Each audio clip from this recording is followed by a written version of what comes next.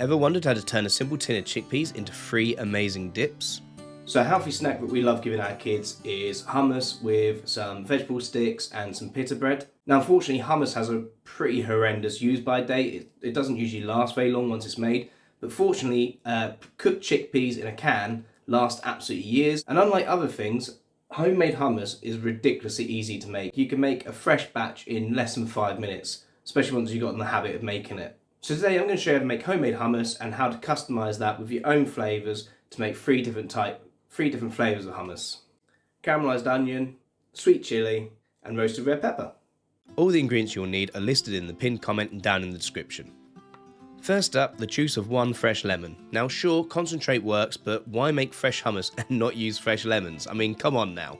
Next, grab a 400 gram tin of chickpeas. Make sure you drain them but keep the liquid. This is called aquafaba and we'll use it later to give our hummus that silky, smooth texture. And then just give the chickpeas a quick rinse under the tap.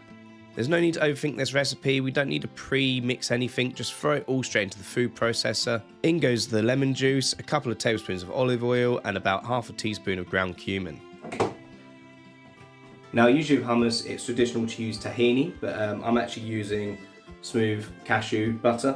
I find it's easier to find and it gives a much more plain base flavour, which when you're then adding other flavourings in to make a themed hummus comes out much better.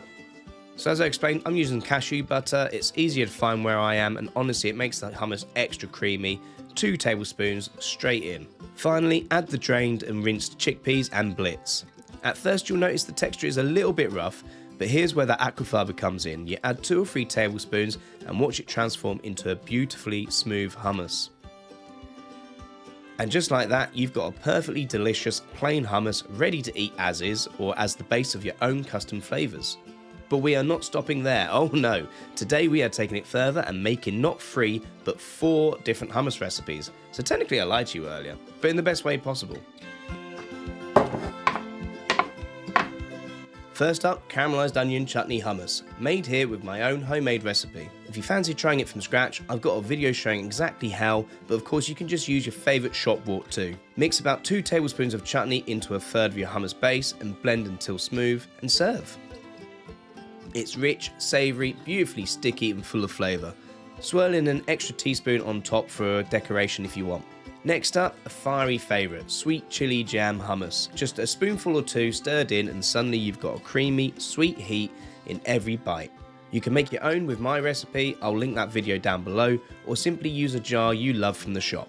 And finally, for a classic twist, roasted red pepper hummus. It's sweet, smoky, Mediterranean, sunshine in a bowl. 1 large roasted pepper, drained of oil, is all you need. Sprinkle over a little smoked paprika and you're golden. If the hummus loosens up from the pepper oil, don't worry, just pop it in the fridge for an hour or 2 and it will firm back up. And as a bonus, while I was making this, the family came in from school to give you a live review. Are you making hummus? I am, what do you think? Oh, look how all nice. Onion one, pepper one, and even caramel. Why do you have onion and pepper on too? Because I'm making it into a YouTube video, so I thought it'd look pretty. It does look very pretty. I eat all of the vegetables. Oh yeah, Jacob likes onions and peppers. Yeah, so I've got some peppers, I've got some diced onion for you as well. Oh. So there you go, 4 hummus styles, all family approved, all from one simple base. Whether you like it spicy, savoury, smoky, or just plain and creamy, you'll never look at shop-bought hummus the same way again. Thanks for watching, and if you'd like to try the chutney and chili jam recipes yourself, I'll leave the links in the description, and until next time, keep crafting self-reliance, one skill at a time.